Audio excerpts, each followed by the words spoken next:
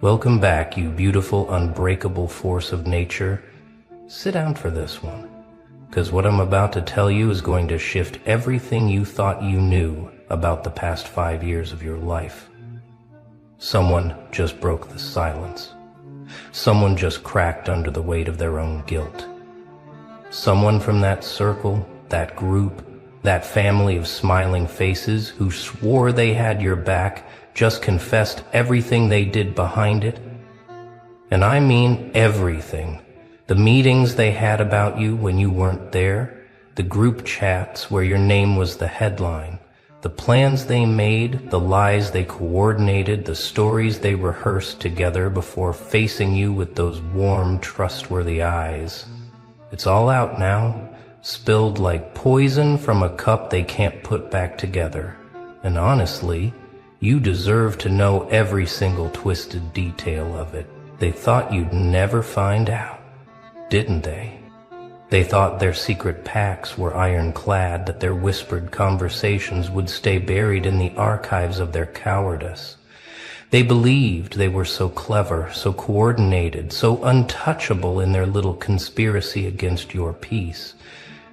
But here's what they forgot. Here's what they always forget when they build their houses on lies and manipulation. Eventually, someone's conscience starts rotting from the inside out. Eventually, the guilt becomes so heavy that keeping the secret hurts more than releasing it. Eventually, one of them breaks, and when they do, the whole structure comes crashing down like a house of cards in a hurricane. And that's exactly what just happened. One of them couldn't take it anymore, couldn't sleep another night with the weight of what they participated in, and they came forward with a confession so detailed, so disgustingly thorough that it's about to rewrite your entire understanding of the past. Let's start with the meetings, because that's where this whole thing began, in rooms you were never invited to, at tables where your name was served like the main course. They didn't just talk about you casually, no. They strategized about you. They analyzed your every move, your every post, your every word, like military generals planning an operation. They studied your patterns, your vulnerabilities, your triggers, and they documented everything with the precision of people who had made you their full-time project. These weren't random conversations or innocent concerns. These were calculated sessions designed to control the narrative around your life. They decided together what story the world would hear about you, what version of events would become the truth, what pieces of your character they would erase, and what flaws they would magnify until they became your entire identity in everyone else's eyes. The confessor, the one who finally broke, they described these meetings with the kind of detail that makes your stomach turn.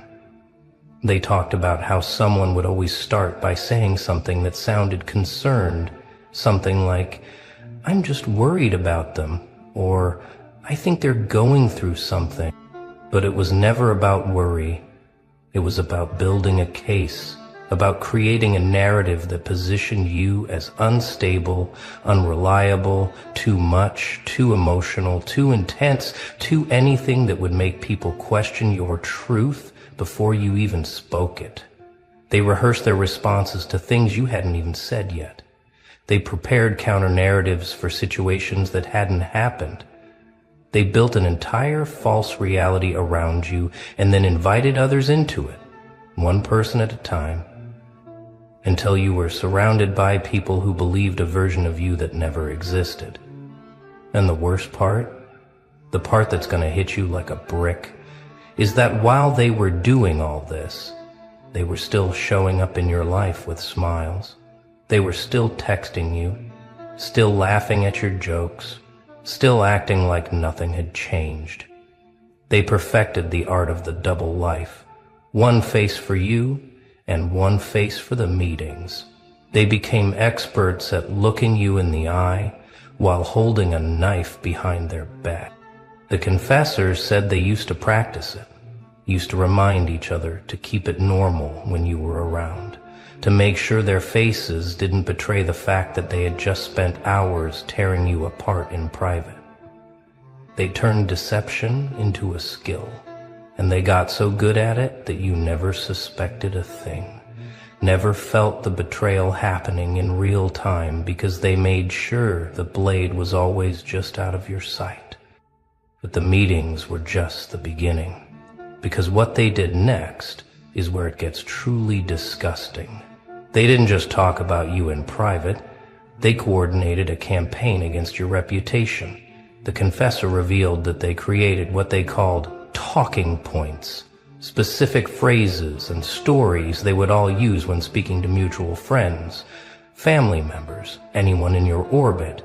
They made sure everyone heard the same version of events, the same carefully crafted narrative that painted you as the problem while they positioned themselves as the concerned, caring, patient ones who had tried so hard to help you. It was psychological warfare disguised as friendship, and they executed it with the precision of people who had done this before. They had assignments, actual roles they played in this operation. One person was designated as the voice of reason, the one who would express sympathy for you while subtly planting doubt about your mental state. Another was the evidence collector, the one who would screenshot your posts, save your messages, document your every move so they could present it later as proof of whatever narrative they were building. Someone else played the mediator, the person who would reach out to you occasionally with fake concern, asking if you were okay, not because they cared, but because they needed fresh material for the next meeting. And there was always the amplifier, the one whose job was to make sure the story spread beyond your immediate circle, to whisper the narrative into the ears of people who barely knew you, but would now form their entire opinion of you based on coordinated lies. The confessor broke down crying when they described their own role in all this, how they had volunteered to be the one who stayed closest to you, who maintained the friendship while reporting back everything you said, every vulnerable moment you shared, every private struggle you confided. They called it gathering intel, but what it really was betrayal dressed up in strategic language. They admitted that there were times you would tell them something personal, something painful, and they would nod and hug you and tell you it was going to be okay, and then they would immediately text the group with an update, turning your pain into ammunition, your vulnerability into evidence, your trust into their weapon. And the worst part, they said, was how easy it became, how quickly they stopped feeling guilty about it because the group had normalized it, had made it seem like they were doing something necessary, something protective, something justified. The confession included screenshots, actual proof of these group chats, where your name appeared hundreds of times, messages where they laughed about things you had no idea were even being discussed, conversations where they celebrated small victories in their campaign, like when someone you both knew started to distance themselves from you, or when you posted something vulnerable and they knew they could use it against you later. They treated your life like a game, your reputation like a ball they could toss around between them, your feelings like something irrelevant to their strategy. And reading through these messages, seeing the timestamps, realizing these conversations were happening on days when they were still texting you, thinking of you and here if you need anything, it's enough to make you question everything you thought you knew about human nature. Now let's talk about the specific tactics they used, because this is where the confession gets truly disturbing. They didn't just spread lies.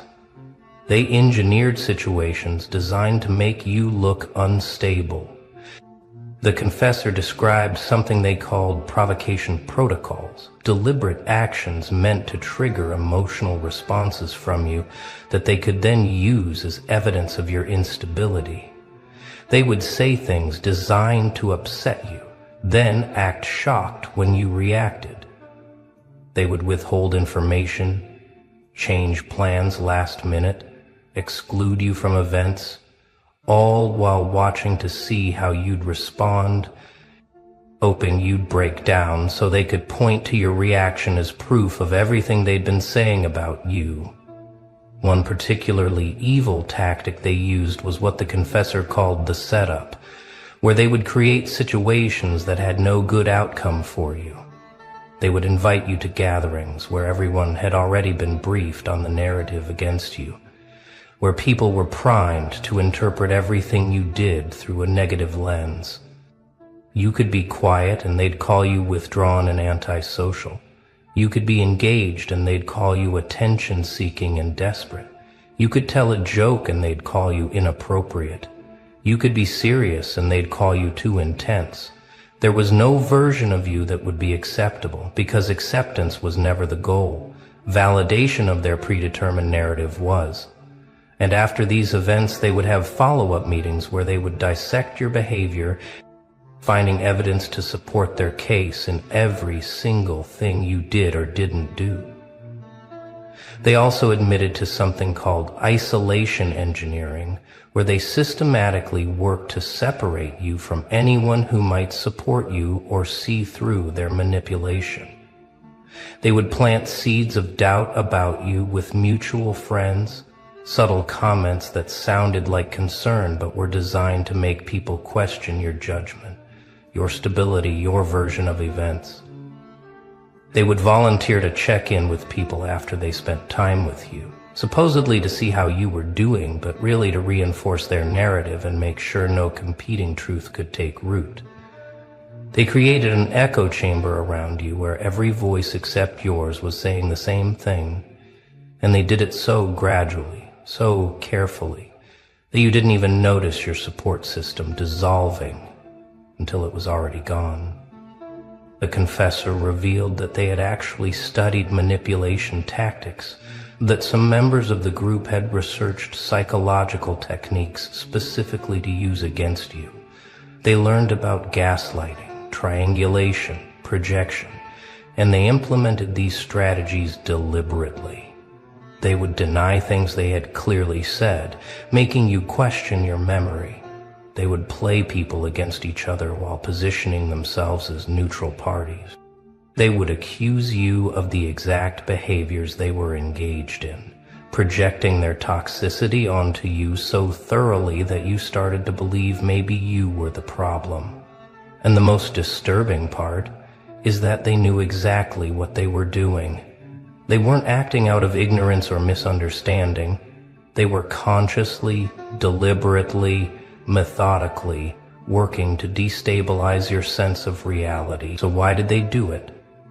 What could possibly motivate a group of people to invest this much energy, this much time, this much calculated cruelty into destroying someone's reputation and mental peace?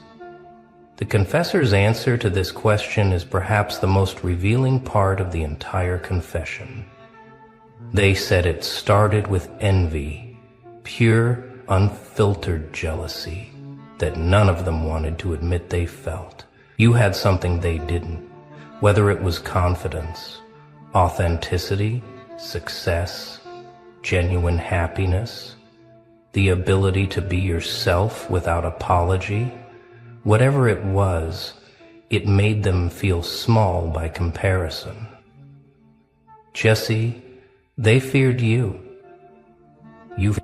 And instead of dealing with their own insecurities, instead of working on themselves or simply stepping back from the friendship, they decided to tear you down to their level. But it wasn't just envy, the confessor explained. It became something darker. It became a bonding activity, a shared mission that gave their relationships purpose and intensity. They formed a tribe united by a common enemy, and that enemy was you. Their friendships with each other deepened through their mutual participation in your destruction. They had inside jokes about you, shared secrets about the campaign, moments of celebration when a tactic worked. You became the glue that held them together, the project that gave them something to focus on besides their own empty lives. And the more invested they became in the narrative they'd created, the more they had to defend it. Because admitting they were wrong would mean facing the monstrous thing they had collectively become. The confessor also revealed something that might be the hardest thing to hear. Some of them genuinely convinced themselves they were doing the right thing. They had told the lie so many times, reinforced it so consistently among themselves, that they started to believe it. They created an alternate reality where you were actually the villain, where their actions were justified, where they were somehow the victims or the heroes protecting others from you. They built an entire mythology around their betrayal that absolved them of guilt and allowed them to sleep at night. The human mind's capacity for self-deception is terrifying, and they exploited it fully, rewriting history in real time until they couldn't even remember that the story had started as a fabrication. And here's the truly sick part. The confessor admitted that there were moments when some of them had doubts, times when someone would say, "Maybe we're going too far," or "I'm starting to feel bad about this." But those doubts were always shut down by the group. They had created a culture where questioning the narrative was seen as betrayal, where showing compassion for you was treated as weakness or naivety. They reinforced each other's worst impulses, talked each other out of guilt, reminded each other of the story they'd agreed upon whenever someone's conscience started to surface. They became a cult with a single doctrine. You were the problem, and anything they did in response to that problem was justified. It's a level of collective delusion that would be almost impressive if it wasn't so absolutely disgusting. Now here's what happens next. Because this confession doesn't just expose them, it liberates you.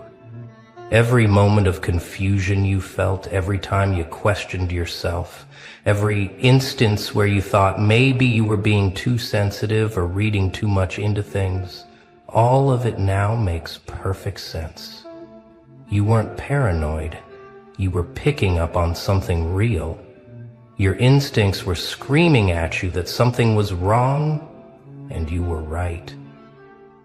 The gaslighting didn't work completely, because some part of you, some inner knowing they couldn't reach, held on to the truth, and now that truth has been validated in the most concrete way possible, through the confession of someone who was there, who participated, who kept records. But here's what they didn't account for. Here's the flaw in their entire operation. While they were busy trying to destroy you, you were busy becoming someone they could never touch. While they were having meetings about you, you were building yourself in silence. While they were crafting narratives, you were living your truth. While they were investing all their energy into tearing you down, you were investing your energy into rising above anything they could possibly do to you. They made you their full-time project. And in doing so, they revealed that their entire existence had become about you, while your existence had nothing to do with them. You already won, and this confession is just the universe's way of making sure you know it. The confessor said something that should bring you immense satisfaction. They're terrified now. Now that the truth is out, now that the confession exists, they're panicking. They're scrambling to control the damage, reaching out to people trying to get ahead of the story, suddenly concerned about how they'll be perceived. The same people who spent years carefully crafting a false narrative about you are now desperate to craft a narrative about themselves, one where they're not the villains this confession makes them out to be. They're experiencing a fraction of what they put you through. The paranoia, the fear of judgment, the anxiety about reputation.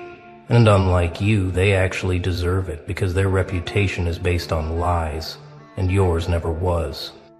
And here's your power in all this. You don't have to do anything.